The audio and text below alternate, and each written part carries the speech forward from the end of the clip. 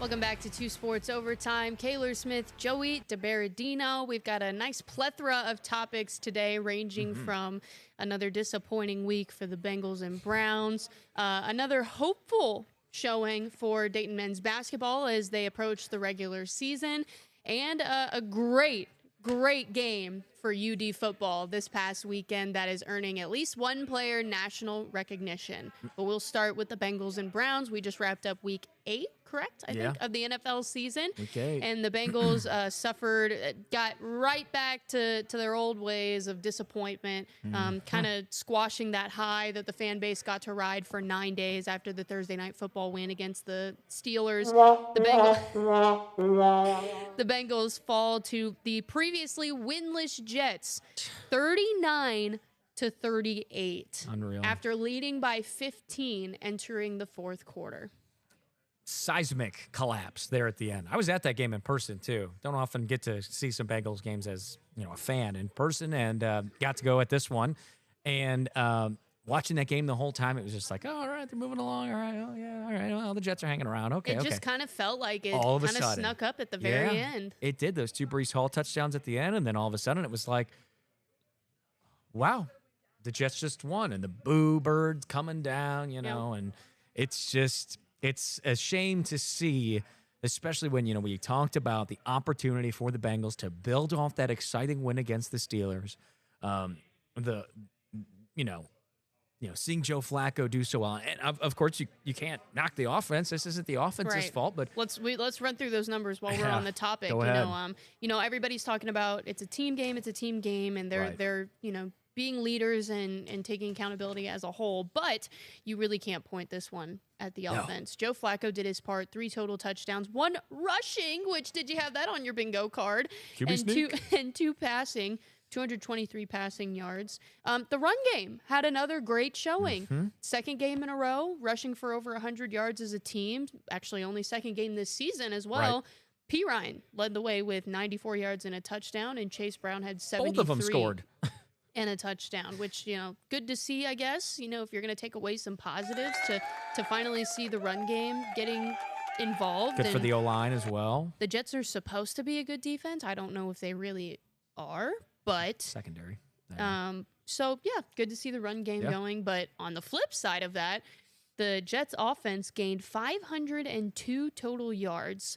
And following this disastrous defensive breakdown, it's kind of feels like, these are the things we're hearing out of the Bengals camp and from inside the locker room is that, they're starting to tighten up a little bit. A defense-only players meeting. Right.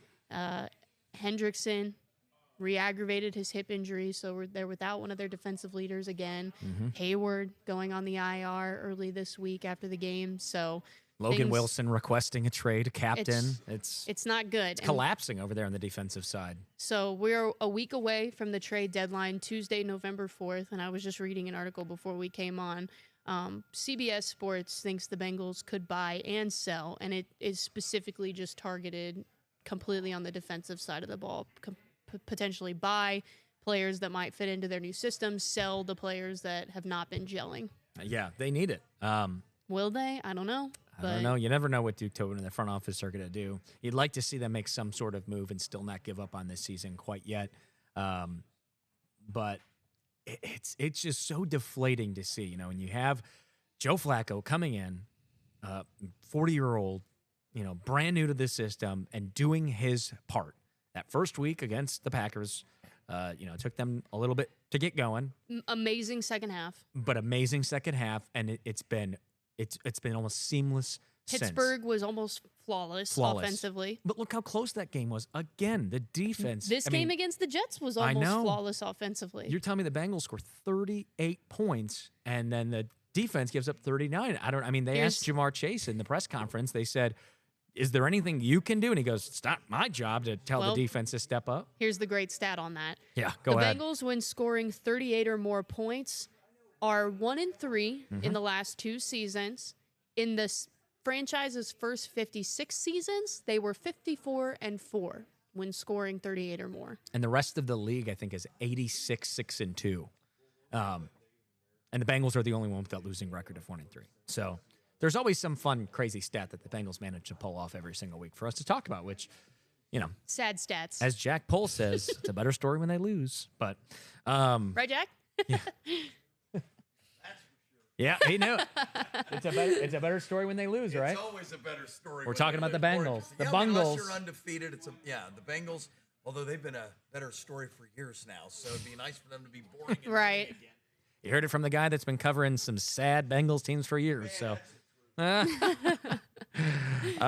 of the old same song and dance, it seems like, for this team. But I mean, it's so encouraging to see how the offense does now with a new quarterback, and everybody else seems to be on the same page. See Higgins, pretty sure that was his 8th straight home game with a touchdown. Jamar Chase, with a ton of catches again, and it's wild to see that the defense just is unable to kind of figure it out. So Zach Taylor putting out the call for anybody to Make a play. step up, make a play, and you got a lot of young guys out there. Barrett Carter, a rookie, Demetrius Knight, rookie, two of their rookie linebackers, and they struggled. Breece Hall made them look like JV players out there.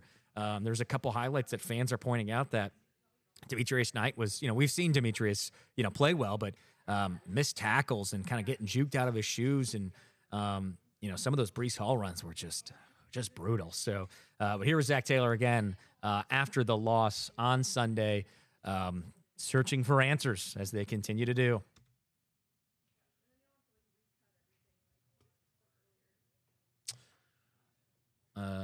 Not sure what happened to our Zach Taylor sound there. We'll try that again. Anyways, what he was saying, though, essentially was someone needs to step up, and it was he said humbling to, have a loss like that. So, yeah, I mean, I don't know where they go from here. What's the answer? I mean, you'd think they have to make some sort of move at the deadline, but I don't know. I don't know if anybody's gonna. Didn't you say they don't do very much of that? No. Making in-season trades? The one with the Browns for Flacco was just the 3rd since 1973. That's a long time ago. They also released Mike Pennell, who they picked up before the season started, to add some veteran help on that D-line. So, right. Just, they're losing players left and right. Let's see if this Taylor bag wants to play for us one more time. Nope, it's not coming through. Oh, well, having technical difficulties. But either way, looking at what the Bengals have coming up, when we were obviously talking about their schedule outlook, we were thinking, okay, they can win one against the Jets here. We weren't sure about the Steelers game, but they got one. Try to make it 3 wins in a row. Win them all 3 at home. Against the Bears coming up this week. With the Bears coming up. Certainly now that has not happened. Another very winnable game, though, but I don't know. It's hard to point it out now if you don't know what the defense is going to do each day for you. I think Bears would say the same thing. Right. Very winnable game. Yeah. And Caleb Williams has been okay. He didn't look great Started last the week. season a lot better. Yeah. Yeah, didn't look great last week, but what better time to recalibrate under Ben Johnson than... And it's kind of funny, the Bengals are facing head coaches that were both previously Lions head coordinators with Aaron Glenn and the Jets, and now Ben Johnson with the Bears back-to-back weeks. Yeah. The Bears are 2.5-point favorites at 4-3 on their season, and they're averaging as well as allowing 350 yards per game. Wow. And I'm remembering now, too, they've faced 3 former offensive head coaches for the Lions and now defensive coordinators. Jim Schwartz is the Browns defensive coordinator. So... we'll see what the Bengals have in store. It's back at the Jungle. 1 o'clock on CBS. 1 o'clock on CBS. And will they get another PM game that's not Thanksgiving? I don't know. We're going to see them getting flexed left and right. Sorry, not PM. I guess they're all PM. Another primetime game that's not Thanksgiving. Yeah, well, we're going to see the Bengals getting flexed like they were last year. So switching gears over to the other team in Ohio in the NFL. Got the Browns falling in another tough one to the Patriots, 32-13. This was the same game that the Browns have played every single week this season, where the defense shows up early. They're making an impact early. The Pats only had 3 field goals in the first half. They were getting to Drake May. Myles Garrett finished with 5 sacks. They had a bad interception thrown by Drake May. Yeah. So he was pressured, and that's what led to the bad interception. And but the defense, that's not sustainable for 60 minutes. Right. So, second half, we see the Pats come out, score 21 unanswered in the third quarter. Not helped whatsoever by the offense. Dylan Gabriel threw 2 interceptions in that stretch. So Gabriel not looking good right now. No. 156 yards, 2 touchdowns, 2 interceptions, and it just doesn't look, I don't want to say seamless, but it just doesn't look natural. Right. And it doesn't help, too, when you get a guy like the former Buckeye running back. Seemed like he was finally starting to get going and be a spark of life for that offense. And Quinshon Judkins just suffered an AC joint sprain in his shoulder. He's considered day-to-day. I guess that the good news is that he's day-to-day and, not ruled out for 4 weeks or whatever it is. So we'll be keeping an eye on his status. They're on a bye this week, so he gets a little time. Yep, gets a little time to get back in action. And then they have, maybe it will be a tough game. I don't know, against the Jets.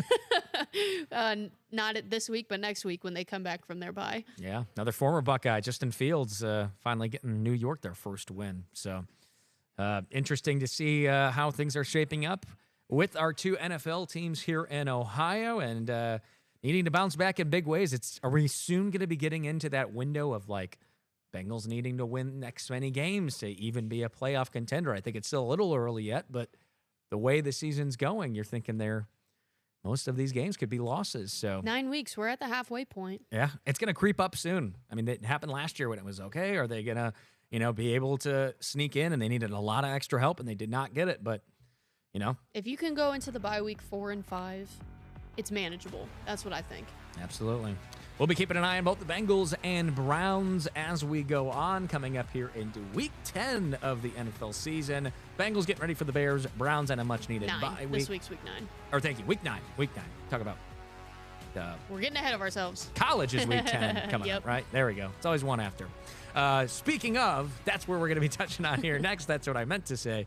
Coming up and talking about, we're going to have UD football as well as UD hoops coming up here on their regular season opener for the 2025 season, plus a major national attention gaining story for the Flyers. All that more coming up here on 2 Sports Overtime.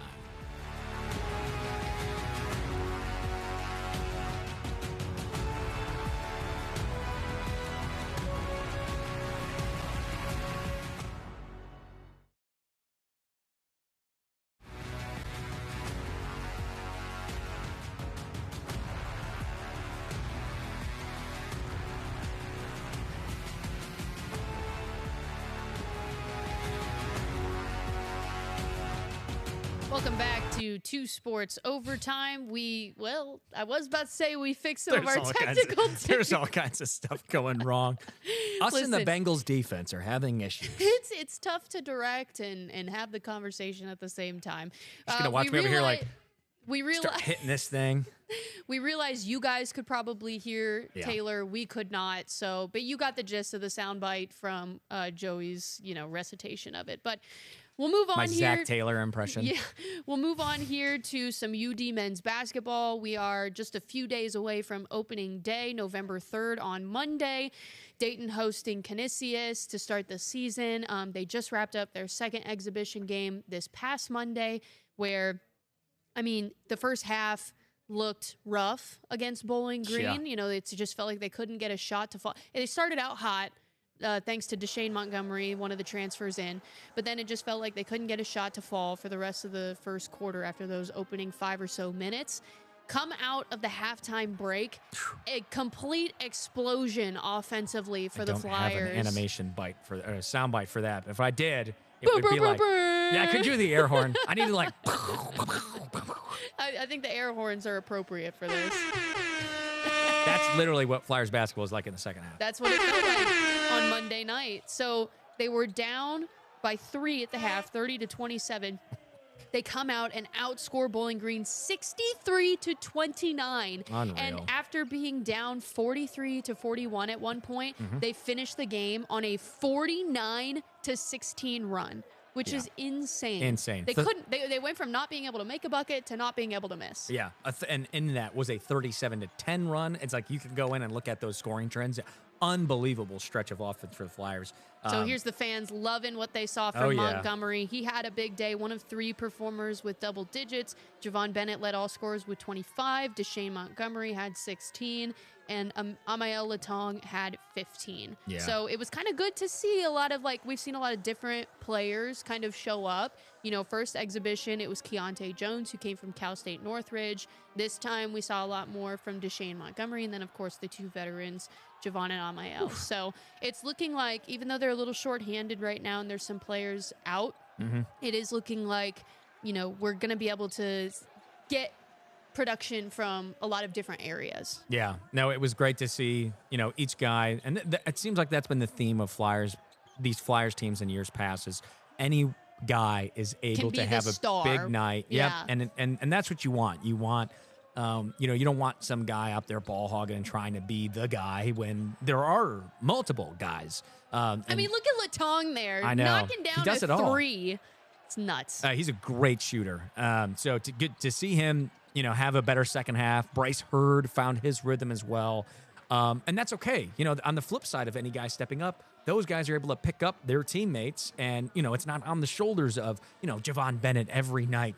It's not on the shoulders of Keontae Jones every night. But I think the big 3 is right now at this point, Javon Bennett, Keontae Jones, and Deshane Montgomery. And that's nothing against Latong or Jacob Connor, any of those guys. They are truly going to have great. We're going to see a great game from Latong at some point. Several great games from him throughout the season. But these 3 guys have really look at seemingly, the chemistry between these 2. And I know. they've only been teammates for a couple months. It's encouraging to see Deshane close to a triple-double, right? He had 8 rebounds, 6 assists, 16 points. Does that sound right?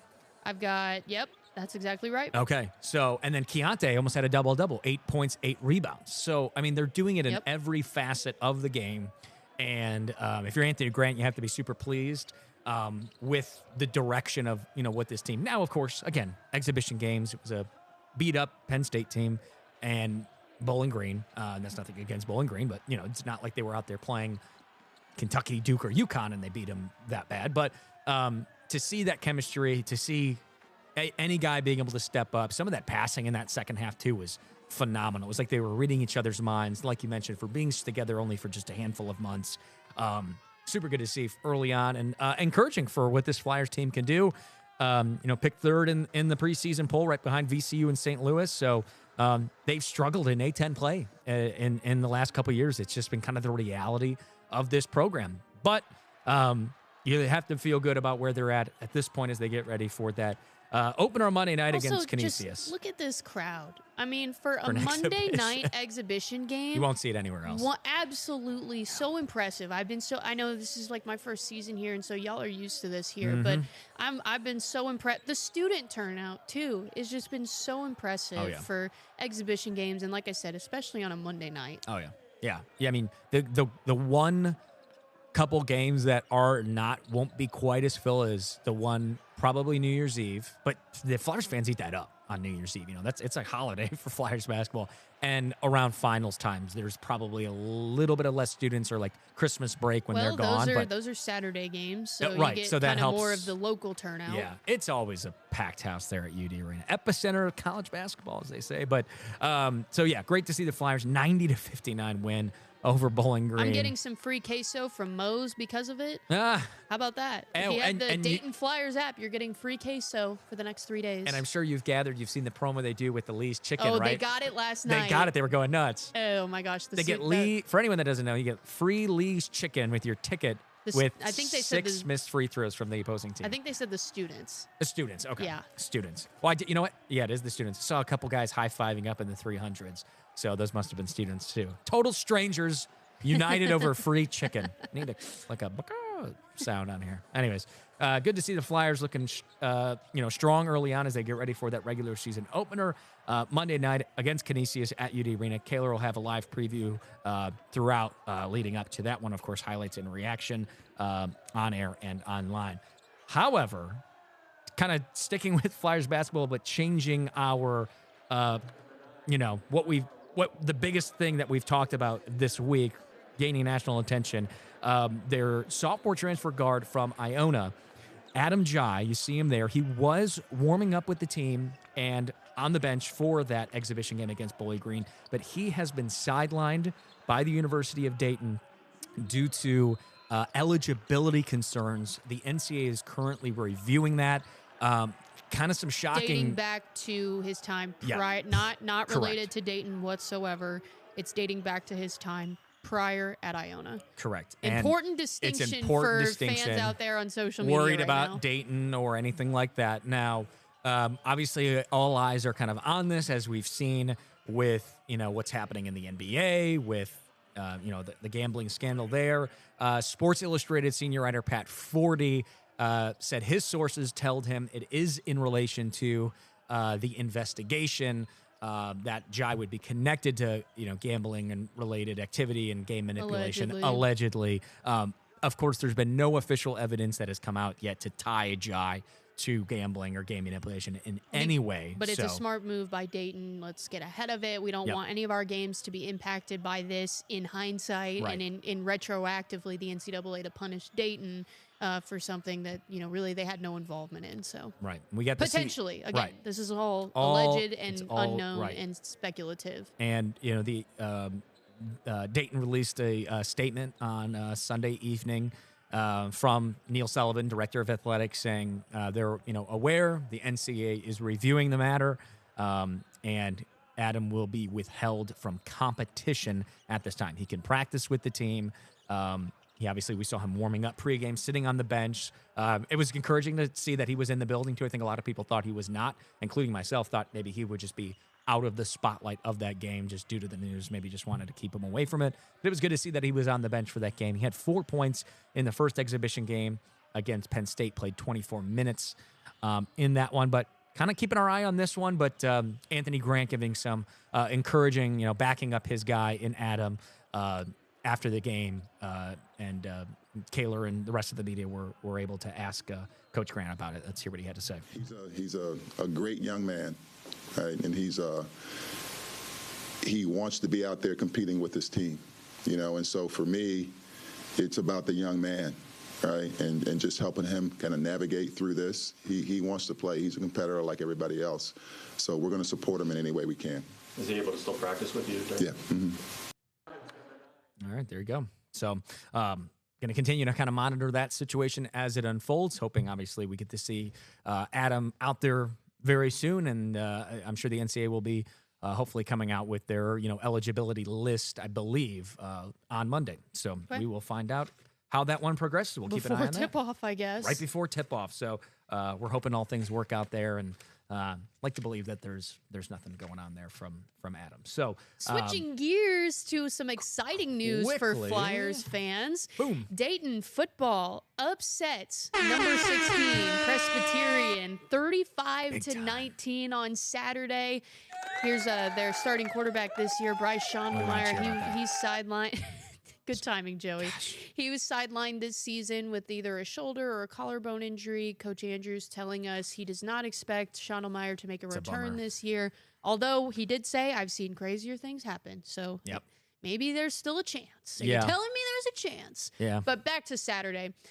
You're seeing Gavin Lockow there with a touchdown. He split the snap reps, actually, with backup quarterback Drew Van Vliet. Lockow was a quarterback in high school for 4 years. West Virginia High School Player of the Year as a QB. Awesome. Now, he only threw one pass, and it was an interception. It was kind of a trick play, so... But Lockow, taking the direct snaps and being able to either hand the ball off or run it himself, and it provided a layer to this offense that Presbyterian was not prepared for. And this game was really never in doubt. I mean... Presbyterian came out and scored on the second play of the game, and it was a big play, and you're like, oh, man, is this how this is going to go? No. They got right back, and they led for 3/4 of the game. Dayton did. So it was never really – and it was a big lead, too. Once they spread it out, they never got within a score. So great win for Dayton. Their biggest upset since 2019 when they took down the number 14 team in the country that year. Yeah, pretty big. Great to see the Flyers still continuing to have success and looking to get back to the playoffs for the first time in a handful of years. It's been a while. And not to be forgotten, Vincent Ferenzi, the defensive player, won the FCS National Defensive Player of the Week for his effort in this game. He had a Wild stuff. 20-yard pick six, which you've probably seen playing in this video here, as well as 14 total tackles, 7 assists, 7 solo. Yeah, and we'll quickly, because we do have a little bit of extra time here after we were fooling around with our technical difficulties, we'll give you Coach Andrews here after the big win over Presbyterian. Oh, it feels good. It's emotional, you know. I'm proud of these guys. They tough loss last week, but you get into this league, and I'm telling you, it's down the stretch in November. It's tough to win football games in college regardless, but in our league, the competition's so even. Parity in this league is you got to show up and play a clean game, and we were able to do that today. Man, it feels great. Any win is great. Any win in college football is a hard win, and I feel like the guys this week, we put in so much work, so much extra work, and so much dedication to this that when you do get a win, it feels so sweet. That's Gavin Lockout, who you just heard from. We'll see if they stick with that kind of essentially a 2 QB system. Andrew said they really kind of did it because they knew Presbyterian wasn't going to see it coming, but now that it's on film, will they stick with it? I guess we'll find out. Big road trip for the Flyers this week. They're going to San Diego Saturday at 4 o'clock Eastern time. Awesome. Good stuff for the Flyers. We're going to continue to talk about them as they make that push to the PFL playoffs. We're, of course, going to be really getting into the heart of college basketball season. The Flyers, of course, again, tipping off that regular season opener next Monday against Canisius. All that and more coming up next week. 2 Sports Overtime. We'll see you then. And we'll, of course, get into a little bit more high school football playoffs with the second round of the regional tournament up next. Until then, Kayler Smith, Joey DiBardino. We'll see you next week.